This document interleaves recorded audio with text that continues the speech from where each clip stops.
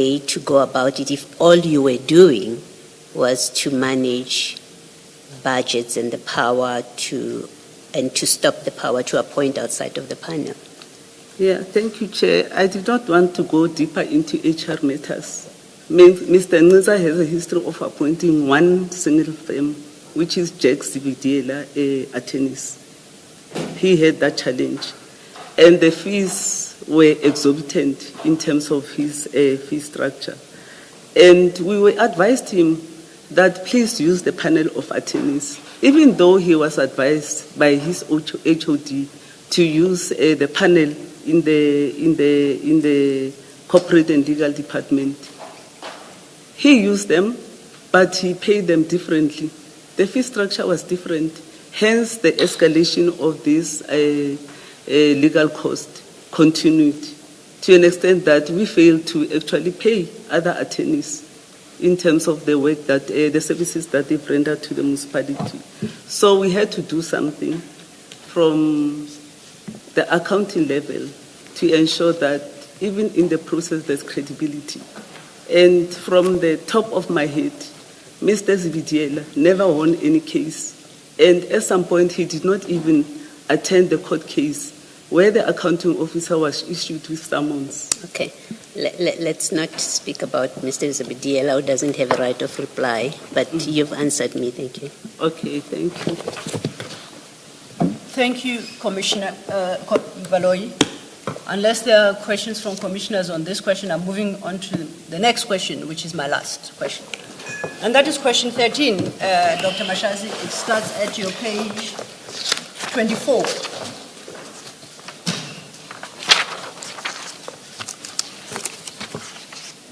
This is in regard to Chief Mapiyeye's suspension on 25th September 2024.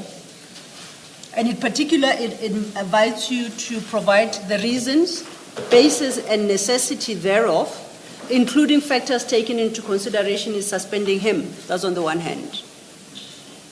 You are further requested to provide all council resolutions concerning the allegations of sexual harassment against a fellow officer leveled against Chief Mapiyeye and the subsequent disciplinary processes initiated on 20 November 2024. It's quite a compound question. You respond quite extensively to that question, starting from your paragraph 144 to 167. Before we get to your answer, I would like to refer you to Chief Mapiyeye's statement, because I have a request to make to you. Yes, I'm going to take you to the page. And page 30 of Mapiyeye.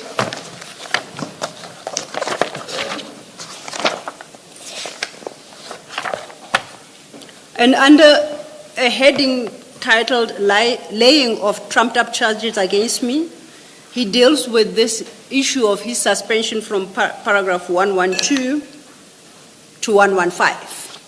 So technically in 4 paragraphs. And I want you to satisfy yourself that in dealing with his suspension and the basis thereof, he does not mention any names of any ladies affected by the charges brought against him. And he did so deliberately. And I will confirm that in his oral testimony, he also did not mention any names. And insofar as I'm concerned, I think that's an appropriate approach. The issues that are sought to be interrogated can be so interrogated without naming names. I see in your statement, however, you introduce the victim's name or victims' names. And I reference you Chief Mapiyeye's statement and also his testimony to implore you to resist the urge to mention the specific people by name, but otherwise you may deal with your response in its entirety. As I understand, one or some of them may be mothers and wives, and perhaps to avoid unnecessary embarrassment, whether to themselves directly, their families, or their children, to suggest that we can deal with the issues without mentioning their names. They are in your statement, and if you agree with my proposition, then their names will be duly redacted from your statement. Are we able to approach the matter on that basis? Agreed. Thank you. Then you may address the questions posed to you. You start at paragraph 144 to page 167. And I invite you to deal with those questions in the manner that is most comfortable for you. Thank you. Okay. The first question is about the victim that submitted a formal complaint to me containing extremely serious allegations of sexual harassment, coercion, intimidation, and abuse of authority by the Chief of Police. Upon receiving this complaint, I immediately forwarded the matter to the Executive Mayor of the city of Ekurhuleni. And in terms of the processes of the city, my report to the Executive Mayor must be accompanied by this formal complaint and a report. Or the report must include the formal complaint as an attachment, which I did. The complaint came to me, I think, in July 2024. I struggled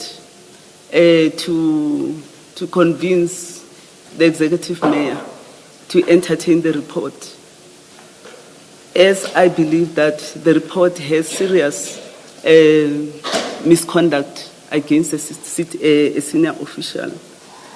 And it is my responsibility as an accounting officer in terms of the code of conduct of senior managers that should I become aware of any misconduct, I should immediately report to council, which I did.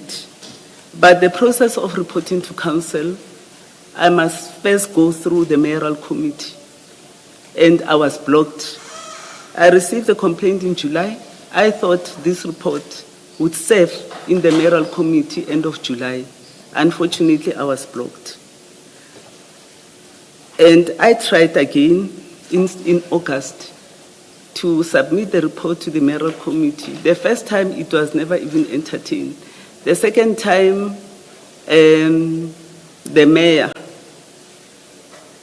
was in Cape Town, and there was acting mayor, and he said he'd rather wait for the mayor to address the issue. Then because I had the pressure of dealing with this, because I'm supposed to deal with this matter within a specific period, I decided to take the report straight to council, because the legislation does allow that if you are blocked by the executive, the responsibility of disciplining senior managers lies squarely on council. Then I took the report straight to council. Unfortunately, there was a backlash. Council could not accept the report. They had to take the report back to the mayoral committee, for mayoral committee to consider the report. Before the consideration of the report, I was called by the mayor and the MMC Finance, and a guy called Absalom Budeli from ANC, indicating that I should stop the process of disciplining or of serving the report to council about the misconduct, the sexual harassment misconduct of Mr. Mapiyeye. In that meeting, they also suggested that I should take special leave, that is from end of September until December. And then after December, the mayor would consider paying me out the remainder of the term according to my retirement age.